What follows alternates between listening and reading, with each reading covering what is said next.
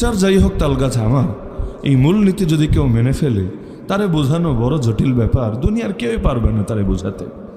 তো এখন যারা নফসরে নিজেদের মাবুদ মানিয়ে ফেলে তারা আল্লাহ তাআলার সামনে নিজেকে সভ্য কিভাবে?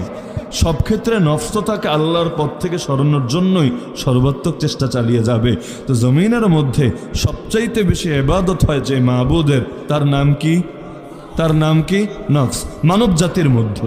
আর মানব জাতি বাদ দিয়ে বাকি অন্যান্য বস্তু, অন্যান্য মখলুকের দিকে যদি তাকাই, তাহলে সকলের ব্যাপারে বাস্তবতা এটাই, তারা এক আল্লাহর ইবাদত করে, এক আল্লাহরই রব হিসাবে মানে, দ্বিতীয় কাউকে তারা মানে না, মানার সুযোগও তাদের জন্য রাখা হয় নাই। কিন্তু মানব জাতির ক্ষেত্রে অধিকাংশ মানুষ যারে মাবুদ মানে তার নাম নফস। 2 নম্বরে অধিকাংশ জন যারে মাবুদ মানে তার নাম ইবলিস।